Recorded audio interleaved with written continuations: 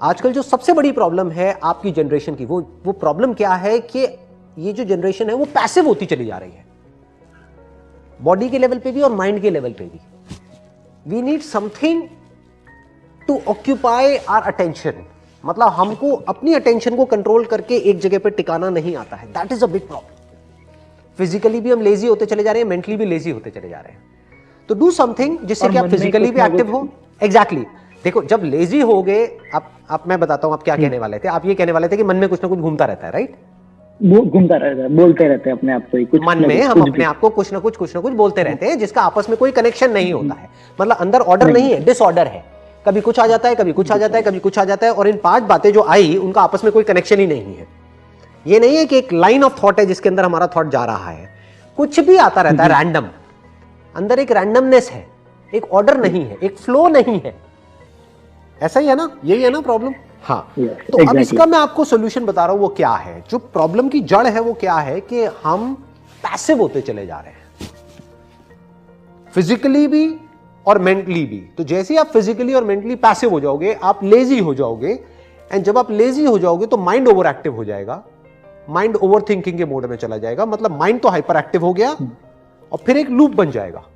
Mind जितना over active होता चला जाएगा उतना ही फिजिकली आपको बुरा लगेगा। जितना फिजिकली बुरा लगेगा, अब आपके उल्टे इमोशंस और फीलिंग्स भी ट्रिगर हो जाएंगे।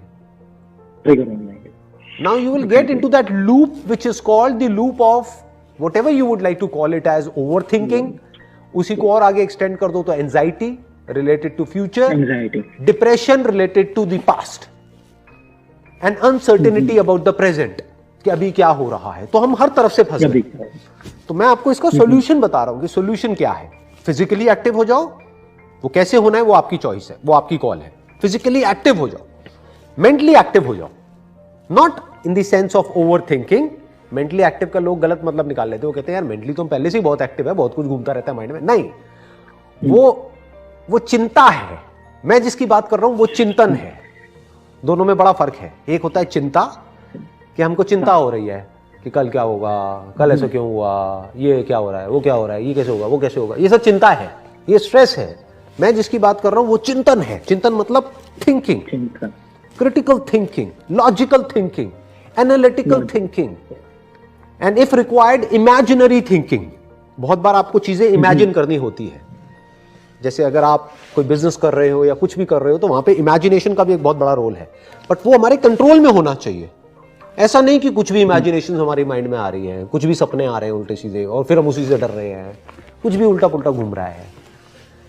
आप समझ गए? तो ये अकेले आपकी प्रॉब्लम नहीं है, सबकी है। और इसका यही सॉल्यूशन है कि हमारी बॉडीज बनी है एक्टिव रहने के लिए। जितनी आपकी बॉडी एक्टिव हो जाएगी आपका माइंड पीसफुल हो जाएगा। अब उस पीसफुल माइंड को एंजॉय नहीं करना है, उस पीसफुल माइंड को यूज करो किसी ढंग की जगह पे माइंड को लगाने के लिए, ताकि माइंड की भी मसल स्ट्रांग हो। जैसे बॉडी की मसल स्ट्रांग होती है ना, ऐसी माइंड की भी मसल स्ट्रांग होनी चाहिए। That should be the focus, that should be the goal. और उसमें अपने आप को चैलेंजिंग जगहों पे डालो। हम लोग चैलेंजेस को अवॉइड कर रहे हैं। फॉर एग्जाम्पल, आपको डर लगता है प्रेजेंटेशन देने में। मैं एक एग्जाम्पल ले रहा हूं कि लोगों के सामने बोलने में डर लगता है, फियर ऑफ पब्लिक स्पीकिंग। बहुत लोगों के अंदर ये डर होता है। और कुछ नहीं तो एक कैमरा लगाओ। कैमरा भी क्या लगाना है, आजकल तो मोबाइल में सबके कैमरा है। मोबाइल लगाओ और अपनी एक प्रेजेंटेशन दो। अपने आप को चैलेंज करो कि आज मुझे क्या करना है। आज मुझे एक प्रेजेंटेशन तैयार करनी है 5 मिनट की। उसको कौन देखेगा? That is not important. कोई नहीं देखेगा, मैं खुद देखूंगा। मैं देखूं तो सही, मुझे पता तो लगे मेरा लेवल क्या है। ये गेटिंग? हाँ। तो कुछ ऐसी चीजें करनी होती हैं। जरूरी नहीं है कि वो एक पैटर्न में हो या वो बिल्कुल उस तरीके से हो जिस तरीके से सब करते हैं। यानी कि मैं ये करूंगा फिर मैं जॉब करूंगा। ये तो सभी सोच रहे हैं ना इस तरीके से। मैं क्या कह रहा हूं, do something which challenges you as a person, जो आपकी लिमिट्स को पुश करने के लिए आपको इंस्पायर करे। और रोज आप कुछ ऐसा करो जिसमें कि आपको मजा भी आए और आप बेटर होते चले जाओ डेली बेसिस पे। इस तरह से अगर आप सोचते रहोगे ना, तो आप खुद देखोगे कि जो आने वाले 1-2 साल बाद आप बन जाओगे वो उससे बहुत अलग होगा जो अभी आप करेंटली हो। That will be a much better version. जैसे वर्जन आते हैं ना ऐप्स में, ऐसे ही आपका एक नया वर्जन आएगा। हाँ, कोशिश करो हर हफ्ते में या हर महीने आपका एक नया वर्जन आना चाहिए। Version 2.0, 3.0, 4.0, may be 100.0, whatever. चलने दो ना, आगे बढ़ने दो। तो अपने वर्जन को कॉन्स्टेंटली इंप्रूव करते रहो, उस पर फोकस रखो। बताइए। हम जब भी न्यू शूज परचेज करते हैं तो एट द बिगनिंग वो हमें प्रॉब्लम फेस करते हैं, लाइक काटते हैं तो प्रॉब्लम्स बहुत आती हैं, एडजस्ट होने में टाइम लेते हैं। At the same place like life में कोई भी न्यू थिंग्स आती है देन हमें डरना नहीं चाहिए। प्रॉब्लम होंगी एट द बिगनिंग, बट अगर हम डेली उसे कैरी करते हैं, हम अच्छे से उसको हैंडल करते हैं, देन इजी हो जाएगी life. Very nice, excellent point, let's give a big hand for अस। हमारे कंफर्ट जोन होता है। जूते जब भी हम चेंज करते हैं तो जैसे ही चेंज करते हैं पहला थॉट क्या आता है, यार वो पहले जितना मजा नहीं आ रहा है, क्योंकि पहले में हम कंफर्टेबल हो चुके होते हैं। और शुरू में जब नया लेते हैं तो कभी परफेक्ट कभी भी फिट नहीं होता है कोई भी शू, चलने में कभी कभी थोड़ा सा अनकंफर्टेबल लग रहा होता है। लेकिन अगर हम वहां पर थोड़ा सा पेशेंस रखें, लाइफ में जैसे ही हम किसी भी नई सिचुएशन में एंटर करते हैं, नई रिलेशनशिप में, नई जगह पर जाते हैं, कुछ भी नया करते हैं, तो वहां पर एक बार को हम अनकंफर्टेबल हो जाते हैं। लेकिन उस वक्त अगर हम पेशेंस रखें, उस वक्त हम जल्दी में कोई डिसीजन ना लें। ये नहीं कि एकदम से हमने कुछ करना शुरू किया, जैसे कोई एक्सरसाइज करनी शुरू करी, थोड़ा सा दर्द हुआ, चल भाई छोड़ मैं नहीं करूंगा। होता है ना, बहुत लोगों की ये प्रॉब्लम होती है। या कोई नया एकदम से काम किया, हो रहा नहीं है, जैसे सपोज गिटार बजाना सीखने की कोशिश कर रहे हैं, दर्द हुआ थोड़ा सा, छोड़ना कौन सीखेगा। तो ऐसा बंदा लाइफ में कभी भी कुछ भी नहीं कर पाएगा। तो शुरू में हम कुछ भी करेंगे अपने कंफर्ट जोन से बाहर जा करके तो हमको प्रॉब्लम्स आएंगी। जैसे जूते को टाइम लगता है थोड़ा सा फिट होने के लिए, तो उस टाइम पे घबराना नहीं है, डरना नहीं है, जल्दीबाजी में हड़बड़ाना नहीं है, थोड़ा सा पेशेंस रखना है। थोड़े दिन का अगर हम पेशेंस रखते हैं तो धीरे धीरे हम एडजस्ट कर जाते हैं। जैसे वो शू उसके हिसाब से, हमारे पैर के हिसाब से एडजस्ट कर जाता है। फिर भी नहीं करता है तो फिर बदल दो, कोई बात नहीं, क्या हो गया। बट कुछ टाइम का पेशेंस रखना जरूरी है। शू का बेस होता है सोल, जो ज्यादा इंपॉर्टेंट है। अगर उसका सोल ही नहीं होगा तो शू बनेगा ही नहीं। जैसे एक बिल्डिंग के लिए एक नींव रखी जाती है, तो सबसे ज्यादा उसे ही स्ट्रॉन्ग करना पड़ता है। Let's give a big hand for us. Shoe का जो सोल है, SOLE वाला, वो उसका सोल है, SOUL वाला। सोल बेकार तो शू बेकार किस काम का है। अगर किसी शू में सोल ही स्ट्रांग नहीं है, पड़ जाएगा 1-2 दिन के अंदर। ऐसे ही हमारा जो सोल है, SOUL वाला, that has to be very strong. Soul का मतलब होता है मैं।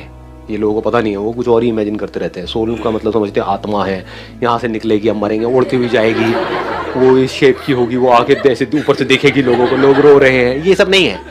सोल का मतलब क्या होता है, मैं जितना अंदर से स्ट्रांग हूं उतना ही मैं इस लाइफ में जो भी प्रॉब्लम्स आने वाली है, अनलिमिटेड आने वाली है, उसको अच्छे से फेस कर सकता। तो खुद के ऊपर काम करना है। यही मैं अपने हर सेशन में बार बार बोलता हूं तोते की तरह। सेल्फ रिफ्लेक्शन मतलब क्या, खुद के ऊपर काम करना है। दुनिया को अगर आपने अपने ऊपर हावी होने दिया तो आप परेशान हो जाओगे, खुद को स्ट्रांग नहीं बना पाओगे, तो दुनिया आपकी धज्जियां उड़ा देगी। लेकिन अगर आपने खुद को तैयार कर लिया इस दुनिया के लिए, तो दुनिया आपका कुछ नहीं उखाड़ सकती। कुछ भी हो जाए इस दुनिया में, कोई फर्क नहीं पड़ने वाला। सर हम लाइफ में सब कुछ बड़ा करना चाहते हैं, मगर सर हमें फियर होता है सर कुछ ना कुछ। तो सर मैं जानना चाहता हूँ आपकी तरह सर फियरलेस कैसे हो सकते हैं सर? कितने लोग चाहते हैं? आई आंसर दे। और तेरी इतनी मेजॉरिटी, आपको तो भाई पॉलिटिक्स में होना चाहिए। सर मैं जानना चाहता हूँ सर आपकी तरह सर एब्सोल्युटली फियरलेस कैसे हो सकते हैं? मेरी तरह? Yes sir. मेरी तरह तो एक ही है भैया इस दुनिया में। पहले ध्यान से समझना है डर किस चीज का होता है। जैसे आप क्या करना चाहते हैं, थोड़ा शेयर करेंगे if you are okay with it, जो करने के नाम से आपको डर लग रहा है। सर एक तो सर जैसे स्टेज पर बोलने में मुझे बहुत डर लगता है। वो तो डर अभी मैं निकाल दूंगा, 2 मिनट में यहाँ पे आ जाओ, अभी निकल जाएगा डर। आओ आओ ना भाई।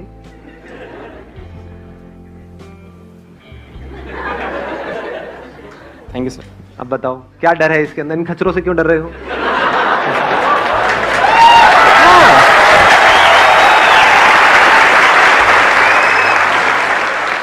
आपने मेरे सेशंस देखे हैं? यस सर, सारे देखे सर, मैं सारे देखे हैं। तो उन सबको, जो भी आपने इतने सारे सेशंस देखे हैं, उसको शॉर्ट में एक्सप्लेन करना हो 2 मिनट के अंदर अंदर, तो आप करो। आपको सबसे अच्छी चीज क्या लगी मेरे सेशन?